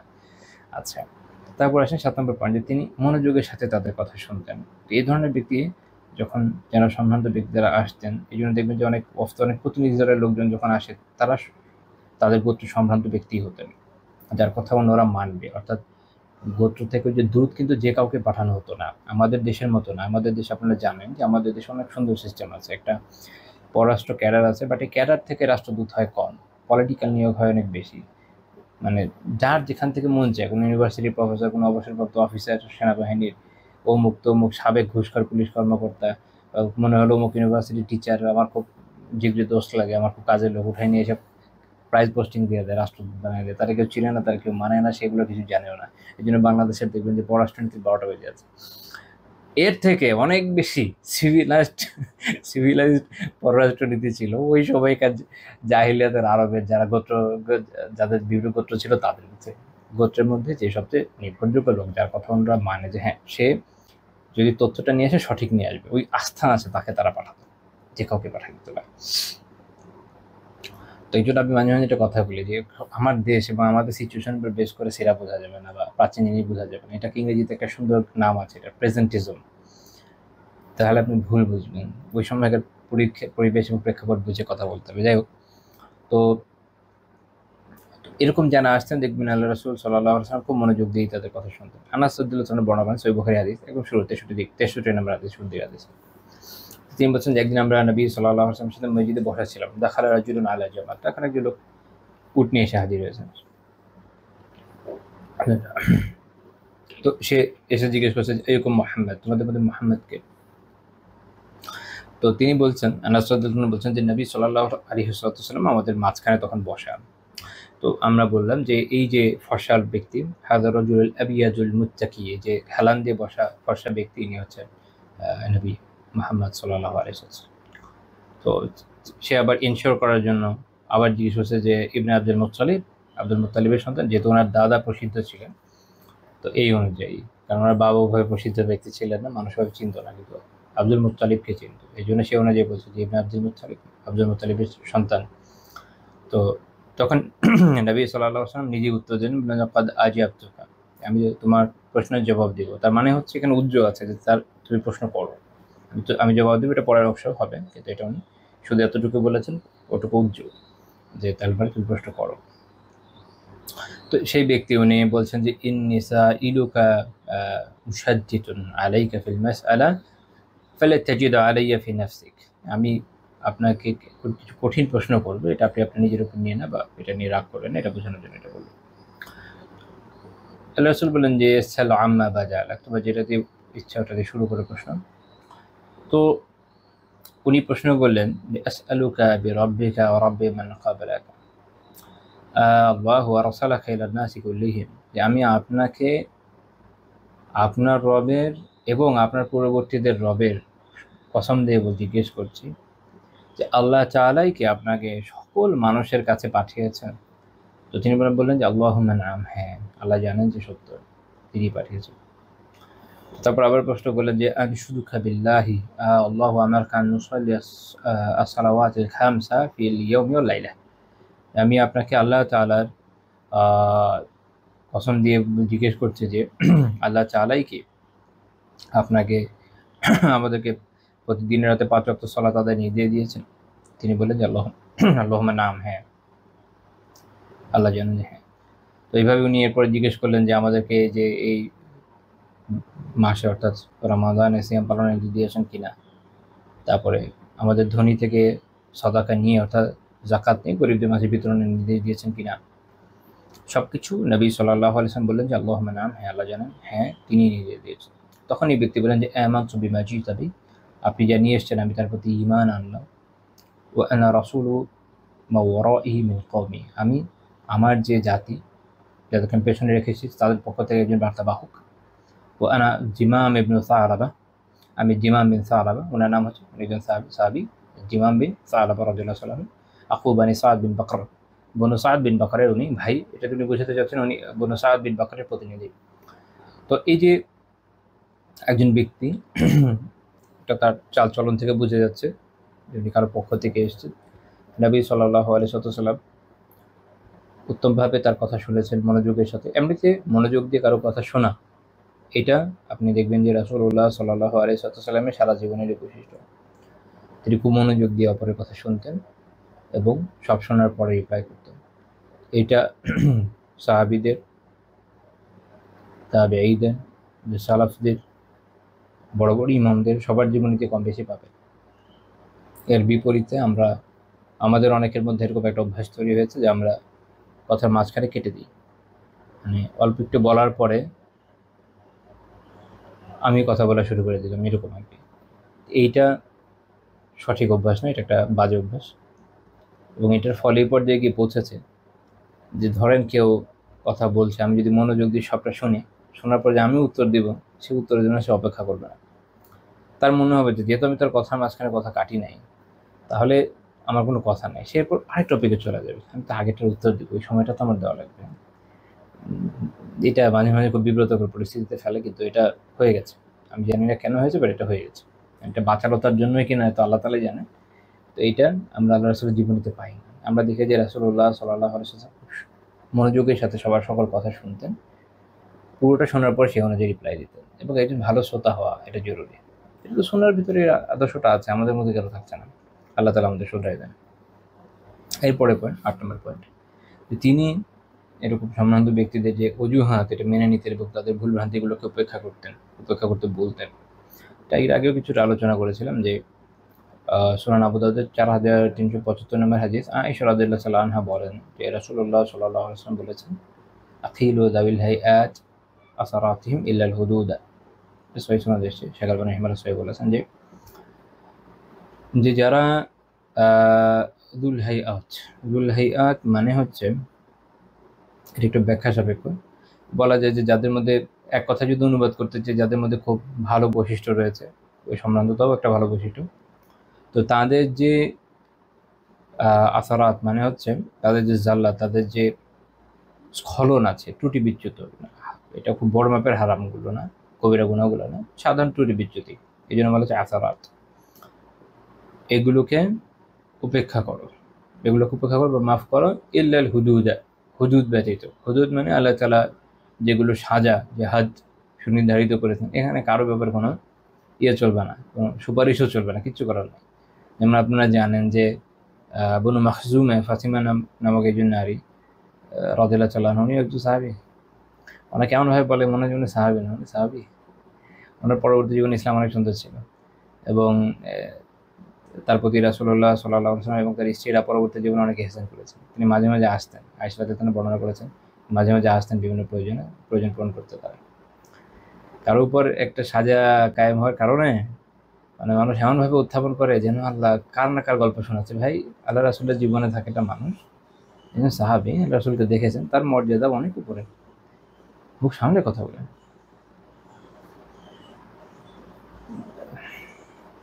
যাই হোক, তো হুদুদের ক্ষেত্রে তো ওই যেটা বলছিলাম যে উনি যখন চুরি করে ফেললেন তখন যত সুপারিশ করা হোক আল্লাহ রাসূল কিন্তু মাফ করেনি। কারণ এখন ওনারা হয়তো অজ্ঞতা থেকে থাকবে ওই সময়, কারণ আরবের যেহেতু মাত্র মক্কা বিজয় হয়েছে, ইসলামের ইয়েগুলো তো তারা ওভাবে শিখে নেয়। যে হদের ক্ষেত্রে, সাজার ক্ষেত্রে যে আসলে কোনো স্কোপ নাই, এটা আমাদের জানা নাই। মদিনা পাখি সাহাবীদের মধ্যে তার এই বিষয়ে অজ্ঞতা ছিল না, ওরা ভালো জানতো। তো আর আমাদের তো আসলে এখন যে পরিমাণ অবস্থা, শুধু ফেসবুক খুললে মানুষ যে পরিমাণ অপবাদ দেয়, শত শত মানুষের উপর 80টা করে দৌড়া পড়বে, বুঝছেন, শুধু অপবাদের সাজা হিসাবে, বাকি কথা বাদ দেন। এই পরিমাণ হজযোগ্য লোক বসে আছি আমরা, আল্লাহ হেফাজত করেন, মাফ করেন। তো তাকে মাফ করা হয়নি, কারণ হুদুদ এমন একটা বিষয়, এখানে কাউকে ছাড় দেওয়া যাবে না। এই জন্য বলা হয়েছে যে ইল্লাল হুদুদ, হুদুদ ব্যতীত। হুদুদ জাস্ট কয়েকটা জায়গায়, চুরি, ডাকাতি, তারপর হচ্ছে আপনার জিনা করা, বিবাহিত এবং অবিবাহিতের জন্য আলাদা 2 রকম সাজা, এরকম কয়েকটা জায়গা। আর বাকি সবগুলোই এগুলো হুদুদের বাইরে, সাধারণত তাজিরাত, এমন সাজা যেটা শরীয়ত সুস্পষ্ট বলে দেয়নি এটা করলেই সাজা হবে, ওগুলো হচ্ছে তাজির। তো যাই হোক, তো রাসূলুল্লাহ সাল্লাল্লাহু আলাইহি ওয়াসাল্লাম কি বললেন যে যারা এরকম ব্যক্তি আছে, যারা হচ্ছে দুলহাইয়াত কি এটা বলেছেন, যেটা ব্যাখ্যা করবেন ইনশাআল্লাহ তাআলা।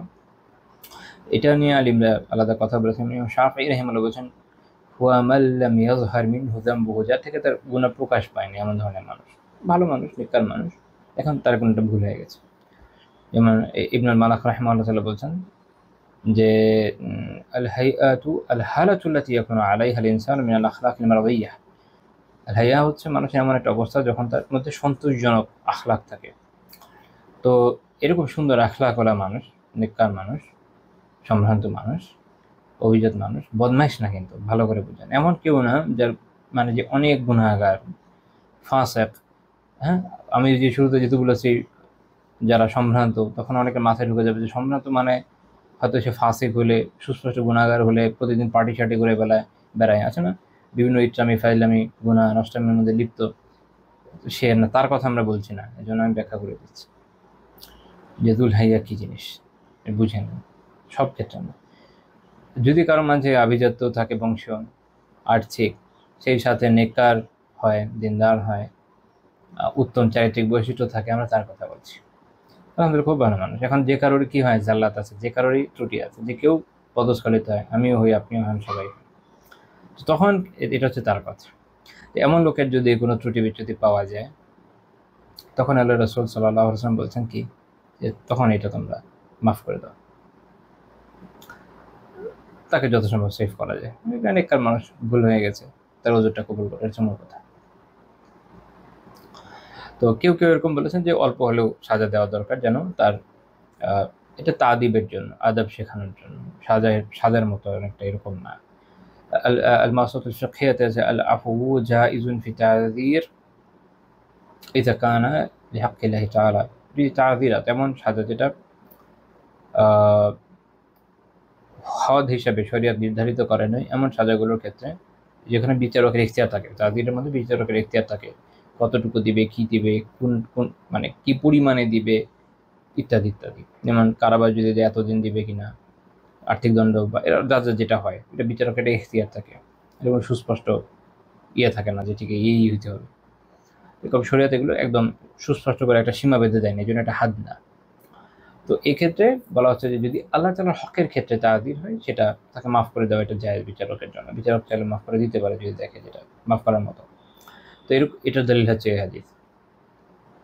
তো আরেকটা জায়গায় তারা এরকম বলেছেন যে ফুকাহারা এটা নিয়ে ইখতিলাফ করেছেন যে যারা দাবিল হায়াত, তাদের মধ্যে যদি কোনো এরকম সগীরা গুনাহ প্রকাশ পেয়ে যায় প্রথমবার, হঠাৎ করে কোনো একটা সগীরা গুনাহ হলো যেটার জন্য তাআদির দেওয়া যায়, এরকম এমন একটা সগীরা গুনাহ যেটার জন্য তাআদির দেওয়া যায়, তখন প্রথমবার হওয়ার ক্ষেত্রে কী করবে? তো যারা মালিকি, হাম্বলি, কোনো কোনো হানাফি এবং কোনো কোনো শাফিঈ, ওনাদের মত হচ্ছে প্রথমবার হলে সেক্ষেত্রে তাকে হালকা খাফিফান, হালকা ধরনের তাগিদ দেওয়া হবে। এটা আসলে তাকে তাদিব, আদব শেখানোর জন্য। এই জন্য ইমাম আবু ইয়ালা রাহিমাহুল্লাহ আল আহকাম সুলতানিয়াতে বলছেন ইন্না তাদিবা দিল হাইয়া মিন আহলি সিয়ানা আখাফ মিন তাদিব আহলি আল বাযাআতি ওয়া সাফাহা। যে যারা এরকম খারাপ লোক আছে, যারা অজ্ঞ লোক আছে, নির্বোধ লোক আছে, তাদেরকে আদব শেখানোর জন্য যে সাজাটা দেওয়া হয়, সেইটার তুলনায় যারা দিল হাইয়া, এ ধরনের ব্যক্তি যারা, তাদেরকে আখাফ, অধিকতর লঘু দেওয়া হবে। হয়তো দেখা গেল যে বিচারক তাকে একটু কিছু কড়া কথা বলে দিল, বকা দিয়ে দিল, এটা তার জন্য অনেক বড় বিষয়, হয়তো তার অন্তর পরিবর্তন হয়ে যাবে এবং তারই চিন্তা হবে আমি একটা ভুল করে ফেলছি, ঠিক হয় নাই। তো এরকম ক্ষেত্রে তো এটা দেখেন যে রাসূলুল্লাহ সাল্লাল্লাহু আলাইহি ওয়াসাল্লাম তাদের জন্য এরকম ওযর কবুল করছেন। এবং আমরা ব্যক্তি জীবনেও দেখছি যে তিনি নিজে অনেক ক্ষেত্রে এই ধরনের ওযর কবুল করছেন। একটা বিখ্যাত রিওয়ায়াত আছে, আপনারা হয়তো শুনে থাকবেন, সহিহ মুসলিমে বুখারীতেও আছে, মুসলিমের 1498 নম্বর রিওয়ায়াত। আবু হুরায়রা রাদিয়াল্লাহু আনহু বলেন যে সাদ ইবনে উবাদা রাদিয়াল্লাহু আনহু খাজরাজ গোত্রের সর্দার ছিলেন, তাদের সর্দারদের মধ্যে সবচেয়ে বড় সর্দার ছিলেন। তো তিনি বলছেন যে ইয়া রাসূলুল্লাহি লাউ ওয়াজাদতু মা আহলি রাজুলা লাম আমাসসাহু হাত্তা আতিয়া বিআরবাআতি শুহাদা। যদি আমি, একটা ইমাজিনেটিভ একটা অবস্থা নিয়ে প্রশ্ন করছেন, যে যদি আমি আমার স্ত্রীর সাথে কোনো পুরুষকে দেখে ফেলি, মানে গোপন সম্পর্কের অবস্থায়, কারো যদি পরকে এরকম থাকে, আমি 4 জন সাক্ষী হাজির করার আগে তাকে মানে টাচ করবো না, মানে আমার কথা হচ্ছে যে এটা তো উড়াই দেওয়া দরকার। এখন ইসলামের বিধান কি, যেটা আসলে একজন ব্যক্তি করতে পারে না, তাকে সাক্ষ্য হাজির করতে হবে, দেখে যেমনই লাগুক না কেন সাক্ষ্য হাজির করতে হবে। এবং আল্লাহ সবাইকে হেফাজত করে, নির্দয় করে আমি, বাট আইন এটা যে সাক্ষ্য হাজির করতে হবে। 4 জন সাক্ষী পারফেক্টলি আদালতে সাক্ষ্য দিবে। সাক্ষীদেরকে তো ইসলামে এমন না যে আমাদের দেশের আদালতে দেখবেন আপনি সাক্ষী আপনাকে দিয়েছে, আপনি কি দাঁড়ায় গেলেন, সাক্ষী হয়ে গেল, এরকম না। ইসলামী আদালতে সাক্ষীকে যাচাই করা হয় বিভিন্ন ক্রস চেকিং করে। উল্টাপাল্টা হয়ে যদি বোঝা যায় না ভুল হচ্ছে, তাহলে ওই সাক্ষ্য গ্রহণযোগ্য হয় না। কখনো কখনো কোনো কোনো ধারা এমন আছে যে ধারার মধ্যে পড়ে গেলে আজীবনের জন্য সাক্ষ্য বাতিল হয়ে যাবে। আমাদের দেশে মিথ্যার পর মিথ্যা সাক্ষ্য দিয়ে যায়, এটা ইসলামী আদালতে সম্ভব হবে না। এমন কিছু বললো মানে প্রমাণিত হলো সে মিথ্যা সাক্ষ্য দেয়, বা এমন কিছু কিছু জায়গা আছে তার সাক্ষ্য আজীবনের জন্য বাতিল হয়ে যাবে। দেখুন অনেকগুলো মাসালা আছে, এখানে আলিম বলছেন যেটা যে করেছে তার সাক্ষ্য বাতিল, মানে তার সাক্ষ্য কখনো গ্রহণযোগ্য হবে না। এটা লিস্টেড থাকবে যে অমুকের ছেলে অমুক, অমুকের ছেলে অমুকের ছেলে অমুক, অমুক এলাকার, তার সাক্ষ্য নেওয়া যাবে না, লিস্টেড থাকবে, তার সাক্ষ্য গ্রহণযোগ্য হবে না। আবার ধরেন সাক্ষ্য দিতে গিয়ে বোঝা গেল যে না, এখানে এমন ত্রুটি আছে যে সে মিথ্যা বলছে না, কিন্তু এটা সলিডেড, মানে একদম পুরো কনসলিডেটেড হচ্ছে না পুরো বিষয়টা। দেখা গেল 2 জন মিলে যখন জিজ্ঞেস করলো বিচারক, বলো তো এই অবস্থায় যে ছিল এই লোকের কাপড়ের রং কি ছিল, এ বলছে না সে একটা লাল শার্ট পরেছিল, কিন্তু না না সেটা নীল শার্ট পরেছিল, তখন এটার মধ্যে সন্দেহ তৈরি হবে, বিচারক তখন হদ কায়েম করবেন এই জায়গায়, বুঝছেন। কিন্তু এদের জন্য এদের উপর অপবাদের সাজা আরোপ হবে, কিন্তু কখনো এমন অবস্থা হবে যে দেখে বোঝা যাচ্ছে যে এরা অপবাদ দিচ্ছে, ওইটারও কিছু তারা আছে। সাক্ষী সে কথা থেকে বিচারক বুঝছে যে সে অপবাদ দিচ্ছে, আসলে এটা তারা প্রুফ করতে পারবে না, 4 জন হচ্ছে না 2 জন হয়েছে বা এরকম, বা এমন এমন বর্ণনা থেকে বোঝা যাচ্ছে, তখন তার উপরে অপবাদের সাজা আরোপ হবে। অর্থাৎ সো ক্রুশাল, ইসলামী আদালতে সাক্ষ্য খুবই ক্রিটিক্যাল, এটা কীভাবে দিতে হয় এটার আলাদা নিয়ম কারণ আছে। ইভেন আরও মজার একটা কথা বলি, যেমন আপনারা অনেক সময় দেখবেন যে আপনার প্রশ্ন করেন, অনেক সময় প্রশ্ন যত আসে উত্তরটুকু দেওয়া লাগে। এটা ইন্টারেস্টিং বিষয় যে ইফতা এবং ইস্তিফতা দুইটার আদাব আছে, অর্থাৎ মুফতি কীভাবে ফতোয়া দিবেন সেটা যেমন আদাব আছে, মুফতিরা শেখে। আমাদের সাথে আলহামদুলিল্লাহ যারা ইফতায় পড়েন, আমি নিজেও এর উপর কিতাব পড়েছি, আলহামদুলিল্লাহ পড়তে হয়েছে। কিন্তু ইন্টারেস্টিংলি যারা প্রশ্ন চাইতে আসেন তাদের আদাব কাউকে কখনো শেখানো হয় না, তাদের আদাব শেখানো দরকার আছে, এটার আদাব আছে। যাই হোক, ওই প্রসঙ্গে বলে রাখলাম। তো এটা হচ্ছে বিধান। তো এখন যখন এই বিধানটা আসলো, তো সাহাদাতের কথা হচ্ছে যে চারজন নিয়ে, মানে আমি না মেরে চারজন নিয়ে অপেক্ষা করবো যে চারজন কখন পাবো, দেখে তারা দেখবে, তারপর এটা নিয়ে আসবো। তো রাসূলুল্লাহ সাল্লাল্লাহু আলাইহি ওয়াসাল্লাম যে নাম, হ্যাঁ। তো উনি কি বলেন যে খেলা ওয়াল্লাযী বাআসাকা বিল হাক্কি ইন কুনতু লা উআলিজুহু বিসাইফি ক্বাবলা যালিক, যে যিনি আপনাকে সত্য প্রেরণ করেছেন তার কসম, এটা কখনোই হবে না, বরং যদি এরকম আমি দেখি তাহলে ওর আগেই, চারজন সাক্ষী তো পরের কথা, ওটা পাওয়ার আগে আমি এর কাম তামাম করে দিব তরবারি দিয়ে। তো রাসূলুল্লাহ সাল্লাল্লাহু আলাইহি ওয়াসাল্লাম এটা শুনে বলেন যে ইসমাউ ইলা মা ইয়াকুলু সাইয়্যিদুকুম ইন্নাহু লাগায়ুর। তিনি বলেন যে দেখো যে বসতে সাহাবীদের বলে যে তোমাদের সাইয়্যিদ, তোমাদের নেতা, তোমাদের সর্দার কি বলছে, যে উনি খালজাদের সর্দার ছিলেন। এটা হচ্ছে, সে হচ্ছে অনেক অনেক গায়রতওয়ালা, অনেক, তার প্রোটেক্টিভ জেলেস অনেক বেশি। তারপর তিনি বলেন ও আনা আগিয়ারু মিনহু, আমি তার থেকেও বেশি গায়রতওয়ালা, অর্থাৎ আল্লাহ রাসূলের গায়রত তার থেকেও বেশি। এখান থেকে উনি একটা কথা বোঝাচ্ছেন, আমি এটা এখানে বলে যাই, ভুলে যাবো। উনি বলছেন যে ওয়ানা আগিয়ারু মিনহু আল্লাহু আগিয়ারু মিন্নি, যে আমি তার থেকেও বেশি গায়রতওয়ালা, আল্লাহ আমার থেকেও বেশি গায়রতওয়ালা। এর মানে হচ্ছে এই, যদিও সে তার গায়রত থেকেই কথাটা বলে ফেলছে, এটা দিয়ে তিনি বুঝিয়ে দিচ্ছেন, তার পক্ষ থেকে উদ্ধার দিচ্ছেন। কেননা দেখেন যে রাসূলুল্লাহ সাল্লাল্লাহু আলাইহি ওয়াসাল্লাম একটা বিধানের কথা বলছেন, ওনার সামনে এটা তো রিজেক্ট করার স্কোপ নাই, সাহাদাত তো এটা রিজেক্টও করেননি। একজন ইমাম নববী রাহিমাহুল্লাহ বলছেন যে লাইসা কাউলুহু হুয়া রাদ্দান লিকাউলিহি আন-নবী সাল্লাল্লাহু আলাইহি ওয়াসাল্লাম ওয়ালা মুখালাফাতাম মিন সাদ ইবনে উবাদা লিআমরিহি সাল্লাল্লাহু আলাইহি ওয়াসাল্লাম। যে উনি যে কথাটা বললেন এটা আল্লাহ রাসূলের কথাকে খণ্ডন করার জন্য না, বা তার নির্দেশনার বিরোধিতা করার জন্য না। وإنما معناه الإخبار عن حالة الإنسان عند رؤيته الرجل عند امرأته واستيلاء الغضب عليه فإنه حينئذ يعالجه بسيفه। এটা হচ্ছে উনি বলছেন, মানে ঘটনা বলছেন, যেটা হয় আসলে খবর দিচ্ছেন যে আসলে একজন পুরুষ যদি তার স্ত্রীর সাথে কাউকে দেখে ফেলে তাহলে সে কি করবে, সে সে তাকে তখন তার উপর রাগ চড়াও হয়ে যাবে এবং সে দেখা যাবে তার তলোয়ার দিয়ে যা করা করে ফেলবে। এটাই উনি ওখানে বলছেন। তো এটা তার, কিন্তু এটা উদ্দেশ্য না, খণ্ডন করার উদ্দেশ্য নয়, সাহাদাদের খণ্ডন করার উদ্দেশ্য না। কিন্তু এটার বাহ্যিক অ্যাপিয়ারেন্সটা এরকম যে আল্লাহ রাসূল সাল্লাল্লাহু আলাইহি ওয়াসাল্লাম বলছেন যে দেখো এইটা হলো বিষয়, উনি এরকম একটা কথা বলে ফেলেন, অনেকের অন্যরকম লাগতে পারে। তো আল্লাহ রাসূল ইনস্ট্যান্ট তার জন্য একটা ওযর ক্রিয়েট করলেন। তিনি বললেন যে দেখো যে তার তোমাদের নেতার কথা শোনো, যেটা হচ্ছে তার অত্যন্ত, যেহেতু উনি অত্যন্ত গায়রতমান, সেই জন্য এই কথা বলে বসছেন। তারপর তিনি বলছেন যে আমি তার থেকেও আমার গায়রত বেশি, অর্থাৎ তার থেকে আমার গায়রত বেশি এবং আমার থেকে আল্লাহ তাআলার গায়রত বেশি। তার মানে হলো এই, এখানে কয়েকটা বিষয়। এক হচ্ছে যে তারপরও মনে রাখো বিধান এইটাই এবং আল্লাহ তাআলার বিধান এইটা। এখন কারো যত গায়রতি হোক না কেন সেই কাজ করবে না, করা উচিত না, সে যদি মুমিন হয়। কেন? কারণ তার থেকে আল্লাহর গায়রত বেশি। সে যখন এই কাজ করবে তখন সে আল্লাহ তাআলার গায়রতের যে সীমা, ওটার ওখানে গিয়ে লঙ্ঘন করবে। মানে আল্লাহ তাআলা সীমা বেঁধে দিয়েছেন যে এটা তোমার কাজ না, এটা তোমার কাজ, মানে এটা হদ কায়েম করার কার কাজ? সুলতানের, শাসকের। এজন্য ইমাম জুরকানি রাহিমাহুল্লাহ তাআলা শারহ জুরকানি আলাল মুওয়াত্তাতে বলছেন যে ফিল হাদিসিল বাবিন নাহয়ু আন ইকামাতি হাদ্দিন বিগাইরি সুলতানি ওয়ালা শুহুদিন কাতউ যারিআতি ইলা সাফকি দামি বিমুজাররাদি দাওয়া। যে এই হাদিসে এই বিষয়ে নিষেধ আছে যে কোনো এই যে সাক্ষ্যর উপস্থিতি ছাড়া, সাক্ষ্যের উপস্থিতি ছাড়া এই খালি নিছক দাওয়ার উপর ভিত্তি করে, দাবির উপর ভিত্তি করে রক্ত প্রবাহিত করার পথকে বন্ধ করে দেওয়া এখানে আছে। আর এটা বোঝা যাচ্ছে যে হদ, ও আরেকটা হচ্ছে বিগাইরে সুলতান ব্যতীত, অথবা এটা আপনি ক্ষমতাও মনে করতে পারেন, দুই অর্থে আসতে পারে। শাসক বা শাসকের যে ক্ষমতা তার অবস্থান ব্যতীত সাক্ষ্য সাবুত ছাড়া খালি নিজের দাবির উপর ভিত্তি করে কারো যে রক্তপ্রবাহ করা যে বৈধ না, যেটা জিনা খুব খারাপ বিষয়, খুবই খারাপ বিষয়। কিন্তু মানুষ হত্যা করা তার থেকে বড় পাপ। মনে রাখেন, মানুষকে চাইলে মেনে ফেলা যায় না। মানুষ অনেক অনেক সম্ভ্রান্ত সৃষ্টি আল্লাহ তাআলা, এবং মানুষের মর্যাদা অনেক বেশি, অনেক অনেক বেশি। আমাদের দেশে যদিও সবচেয়ে কম দামি জিনিস সেটা, জানেন তো, মানুষ মরে গেলে অনেক কম টাকা দিয়ে সোলা হয়ে যায়। পৃথিবীতে মানে বাংলাদেশে মানুষের দাম হলো সবচেয়ে কম, একটা গাড়ির দামও দেখা যায় থেকে বেশি পড়ে যায়। তো মানুষ অ্যাকচুয়ালি আল্লাহ তাআলার দৃষ্টিতে অনেক দামি। মুমিনের দাম সবচেয়ে বেশি। একজন মুমিন তো তাকে চাইলে হুট করে মেরে ফেলা যায় না। জিনা করা এটা অনেক বড় পাপ, মানুষকে হত্যা করা তার থেকে বড় পাপ। আল্লাহ তাআলা আল্লাহ আগিয়ে নেই, আল্লাহ তাআলা আমার থেকে বেশি গায়রতমন্দ জানি। তখন কেউ যদি এটা করে ফেলে তখন সেটা আসলে আল্লাহ তাআলার বেঁধে দেওয়া সীমার অনেক বড় লঙ্ঘন হয়ে যাবে। এখন আরেকজন পাপ করেছে, ওই পাপ রোধ করতে গিয়ে আমি যদি তার থেকে বড় পাপ করে ফেলি, এটা অনেক অনেক বড় ক্ষতির বিষয়, এটা মনে রাখা খুব জরুরি। তো এখানে তো আল্লাহ রসুল সাল্লাল্লাহু আলাইহি ওয়াসাল্লাম কি করলেন, তার যেটা ওদের কায়েম করে দিলেন, গায়রত থেকে কথা বলে ফেলেছে, এটা তার শরীয়তের বিধান লঙ্ঘনের ইচ্ছা থেকে করেনি। তো মনে রাখতে হবে যে হদ কখন কায়েম করা যায়।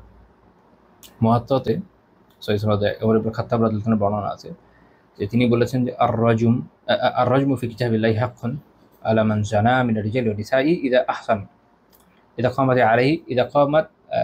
আলাইহি আল বাইয়িনা ওয়া কানা আল হাবল ওয়াল ইতরাফ। হদ আল্লাহ তাআলার কিতাবে রজব যে প্রস্তর নিক্ষেপ করা যে হত্যা, এটা আল্লাহ তাআলার কিতাবে প্রতিষ্ঠিত হক, যে পুরুষ এবং নারী জিনা করে এবং যে হচ্ছে কি বিবাহিত, সেক্ষেত্রে সেটা কখন ইদা কামাত আলাইহিল বাইয়িনা, যখন তার উপর হুজ্জা প্রমাণ প্রতিষ্ঠিত হয়ে যাবে সাক্ষ্য সাবুদের মাধ্যমে। অথবা আরেকটা হতে পারে যে সে হয়তো গর্ভবতী হয়ে গেল, বুঝে গেল যে তার হয়ে গেছে কিছু একটা, অথবা সে নিজে স্বীকার করলো। এইগুলো ছাড়া করা যাবে না। এমনকি যত সন্দেহ হোক, যত প্রবল ধারণাই হোক না কেন, যদি দলিল না থাকে একজন শাসকও এরকম হক প্রতিষ্ঠা করতে পারবে না। এখানে একটা হাদিস শোনাই, সুনান ইবনে মাজাহ 2559 নম্বর হাদিস।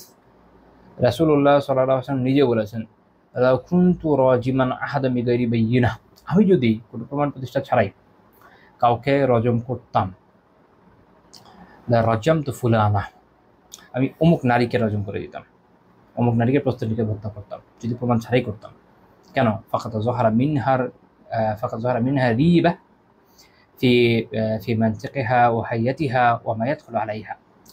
অমুক কেন? অমুক নারীর তার কথাবার্তায়, তার যে বেশভূষা সেখানে, এবং তার কাছে যারা প্রবেশ করছে, যাতায়াত করছে, সেটা থেকে প্রকাশ হয়ে যায়, তার থেকে অশ্লীলতার বিষয়টা প্রকাশ পেয়েছে। অর্থাৎ দেখা গেছে যে সে যে ধরনের কথাবার্তা বলে, আমরা যে ধরনের কথাবার্তা বলি, আল্লাহ মাফ করেন, এখনকার বাঙালি কথাবার্তা শুনলেও তো এরকম খারাপ লাগে, কোনো কোনো এলাকার কথা অত্যন্ত নিকৃষ্ট। তো দেখা গেছে তার কথাবার্তা, আকার ইঙ্গিত থেকে, তার যে ধরনের পোশাক আশাক মানুষকে আকৃষ্ট করার জন্য, এবং যে কোনো সময় যে হয়তো চলে যাচ্ছে তার বাসা বা যে কোনো ইস্যু, এর থেকে বোঝা যায় যে সে অবশ্যই এরকম। কিন্তু প্রবলেম হচ্ছে যে কেউ তাকে কারোর সাথে সরাসরি শারীরিক রিলেশন করতে দেখে নাই, কেউ না, চারজন পুরুষ আকলমান পারফেক্টলি এটা দেখে সে বিচার দেয়নি, বা সে নিজেও স্বীকার করেনি, বা তার সন্তানও হয়ে যায় পেটে, এমন কোনো কারণ নাই যেটা দিয়ে হুজ্জা শরীয়তে প্রতিষ্ঠিত হয়। এই কারণে প্রবল ধারণা থাকার পরও রাসূলুল্লাহ সাল্লাল্লাহু আলাইহি ওয়াসাল্লাম তার উপর হদ কায়েম করেন না, এবং বলছেন যে লাউ কুনতু রাজিমান আহাদাম বিগাইরি বাইয়িনা, আমি যদি প্রমাণ ছাড়া কার উপর রজব কায়েম করতাম, রাজিয়ামতু ফুলানা, তাহলে এর উপর করতাম। কিন্তু উনি করেন নাই, কারণ শরিয়ত সবার আগে, আমার মনে যাই চাপ কেন, এটা মনে রাখতে হবে। তো ইবনে হাজার রাহমাতুল্লাহ ফাতহুল বারীতে সনদটা সহিহ বলেছেন। তো এই যে আমরা দেখলাম যে যারা এরকম সম্ভ্রান্ত ব্যক্তি ছিলেন, রাসূলুল্লাহ সাল্লাল্লাহু আলাইহি ওয়াসাল্লাম তাদের জন্য ওদের ক্যাম্প করে দিয়েছেন, এবং এটাই আমরা তার সিরা থেকে শিখি যে যথাসম্ভব তাদের অজুহাত মেনে নেওয়া, ভুলবান্দিগুলোকে উপেক্ষা করে, এতে খায়ের আছে। দেখা যায় যে ওগুলো ধরতে গেলে অনেক সময় অনেক বড় বড় ফিতনা হয়ে যায়, যেটা একটা সাধারণ মানুষের ক্ষেত্রে হতে হবে না। কারণ শরিয়া আমাদেরকে একটা জিনিস শেখায়, যথাসম্ভব ফিতনা থেকে দূরে থাকতে, ফিতনাকে যথাসম্ভব কমিয়ে দিতে। তো তিনি এরকম ব্যক্তি, যারা সম্ভ্রান্ত ব্যক্তি ছিলেন, তাদের প্রতি নিজে সম্মান প্রদর্শন করতেন এবং সাহাবীদেরও করতে বলতেন। আমরা এই বিষয়ে একটা বর্ণনা ইনশাআল্লাহ তাআলা এখন দেখবো, খুব চমৎকার একটা বর্ণনা। অনেকগুলো কিতাবে আছে, তবে সকল সনদ সহিহ না, কোনোটা মুরসাল সহিহ আছে, কোনো সহিহ আছে, কোনো হাসান আছে, এরকম। সেটা হচ্ছে জাবির বিন আব্দুল্লাহ রাদিয়াল্লাহু তাআলা আনহু, তিনি বর্ণনা করছেন তার বাবার ঘটনা। জাবির বিন আব্দুল্লাহ রাদিয়াল্লাহু তাআলা নিজের ঘটনাই বর্ণনা করছেন, যে জাবির বিন আব্দুল্লাহ রাদিয়াল্লাহু তাআলা বলছেন যে লাম্মা বুইসা রাসূলুল্লাহ সাল্লাল্লাহু আলাইহি ওয়াসাল্লাম আতাইতুহু, যখন আল্লাহ রাসূল সাল্লাল্লাহু আলাইহি ওয়াসাল্লাম প্রেরিত হলেন, আমি তার কাছে আসলাম। তো তিনি জিজ্ঞেস করলেন, এই শাইইন জিতা ইয়া জারির, হে জারির, কিসের জন্য এলে? আমি বললাম যে জিতু লিআসলামা আলা ইয়াদাইক, আমি আপনার হাতে ইসলাম কবুল করার জন্য এসেছি। তো তিনি বললেন যে ফাআবকা লি কিসাআহু সুম্মা আকবালা আলা আসহাবিহি, রাসূলুল্লাহ সাল্লাল্লাহু আলাইহি ওয়াসাল্লাম তার কাছে তার চাদর তাকে দিলেন, দিয়ে চাদর নিক্ষেপ করে তাকে দিয়ে সাহাবীদের দিকে ঘুরে বলেন, ইদা আতাকুম কারীমু কওমিন ফাআকরিমুহু, যখন তোমাদের কাছে কোনো জাতির সম্ভ্রান্ত ব্যক্তি আসে তখন তাকে সম্মান করা। জারীর রাদিয়াল্লাহু তাআলা আনহু, তিনি তার গোত্রের খুবই সম্ভ্রান্ত ব্যক্তি ছিলেন, সর্দার পর্যায়ের ব্যক্তি ছিলেন, তো এই জন্য তাকে সম্মান দিলেন আল্লাহ রাসূল। তো এই বর্ণনাটা ইমাম বাইহাকী রাহিমাহুল্লাহ তাআলা আল মাদখাল ইলা সুনানিল কুবরা উল্লেখ করেছেন 712 নম্বর হাদিস।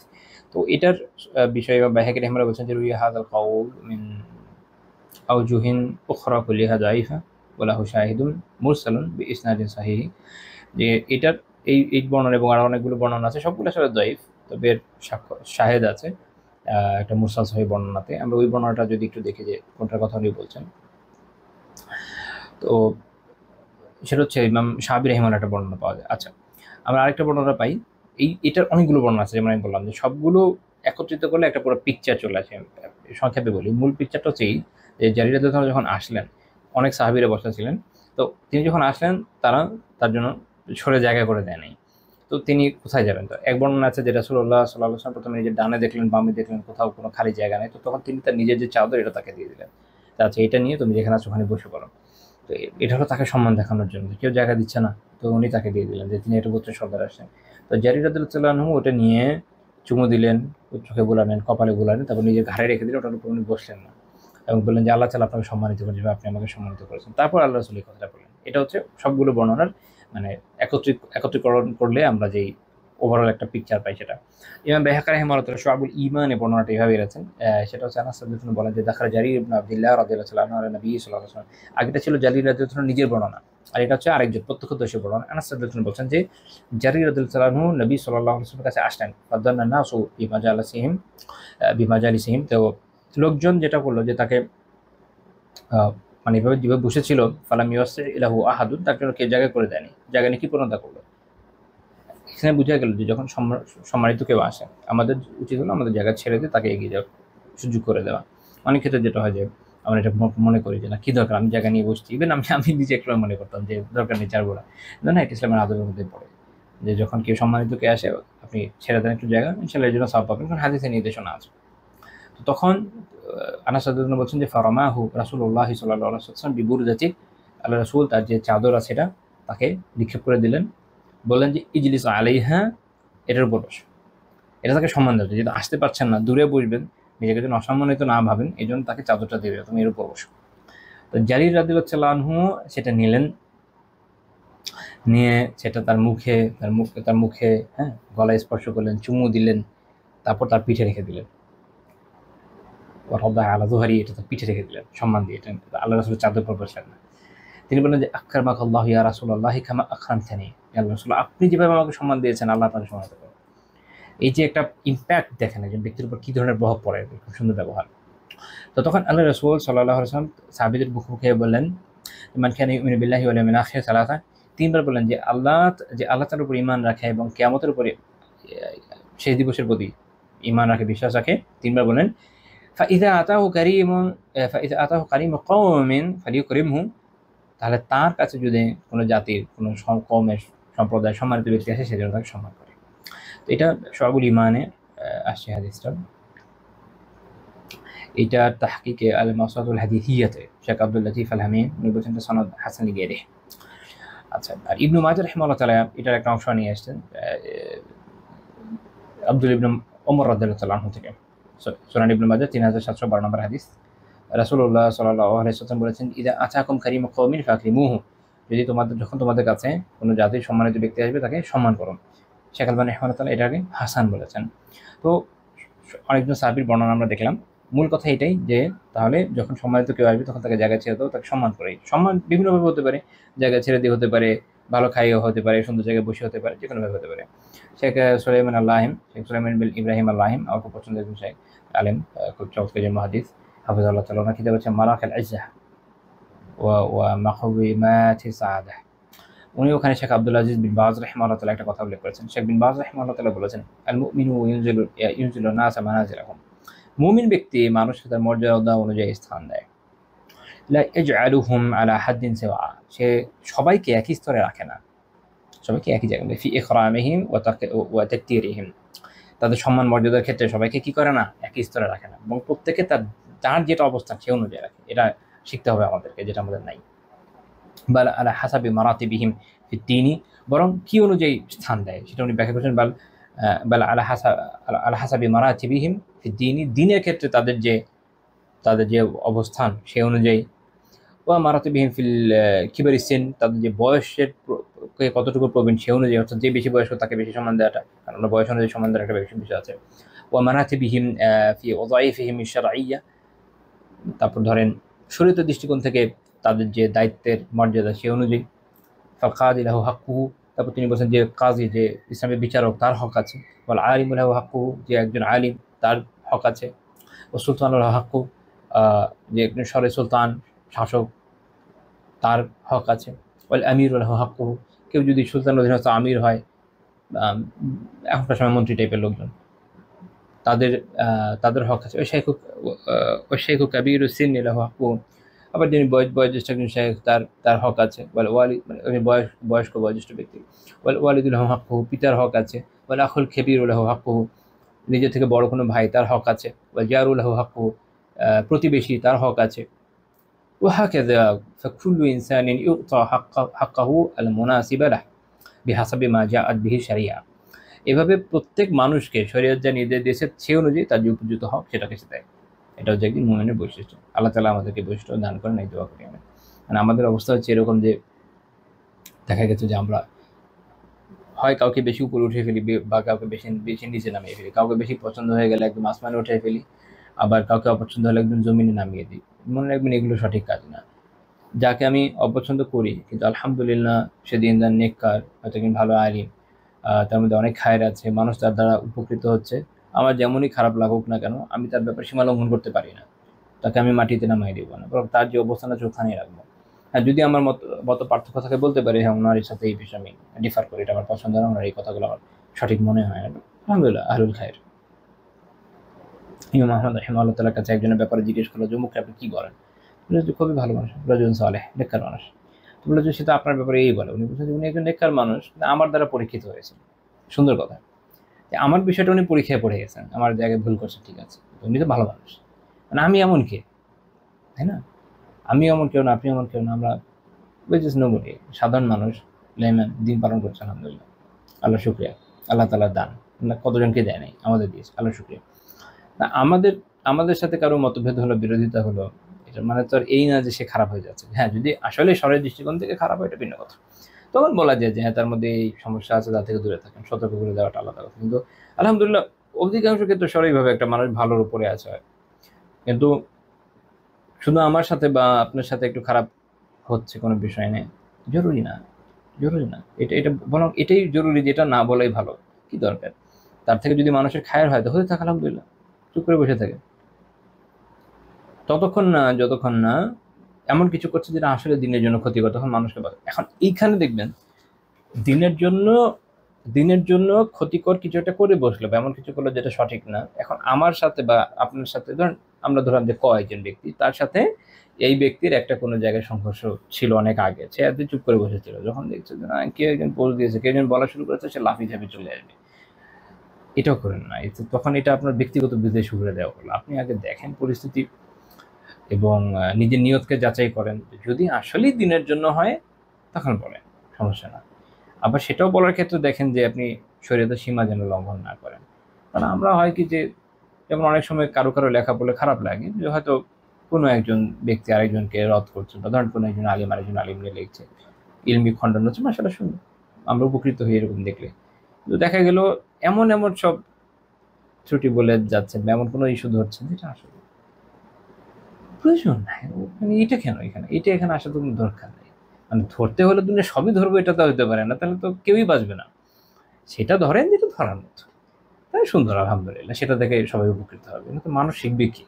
অনুসরণীয় ব্যক্তিদের থেকে তো শেখার জন্য ভালো কিছু দরকার। তো যাই হোক, আল্লাহ তাআলা আমাদের বিষয়গুলো বোঝার তৌফিক দান করেন, সে অনুযায়ী আমলের তৌফিক দান করেন। আল্লাহ তাআলা আমাদেরকে সবকিছুকে সঠিক অবস্থানে রাখার তৌফিক দান করেন এবং তৌফিক দেন আমরা যেন ইনসাফগার হই, ইনসাফ বজায় রাখি। ইনসাফ একটা বড় বিষয় হয়ে গেছে আজকাল, ইনসাফ দরকার। বেচারি ইনসাফ নিজেও মাজলুম হয়ে গেছে, কোনটা যে ইনসাফ, কোনটা যে জুলুম, কোনটা আল্লাহ তাআলাই জানেন। এরকম অবস্থা হয়ে গেছে, সবকিছু অস্পষ্ট হয়ে গেছে। আল্লাহ তাআলা আমাদেরকে ইনসাফ গার হওয়ার তৌফিক দান করেন, ইনসাফ করার তৌফিক দান করেন, হেদায়েতের উপর থাকার এবং সঠিকভাবে ইসলামের উপর থেকে জীবনযাপনের তৌফিক দান করেন। আল্লাহ তাআলা আমাদের ভুল ত্রুটিগুলোকে মাফ করেন, সঠিক কথাগুলোকে কবুল করেন। সুবহানাকাল্লাহুম্মা ওয়া বিহামদিকা লা ইলাহা ইল্লা আনতা আস্তাগফিরুকা ওয়া আতুবু ইলাইক।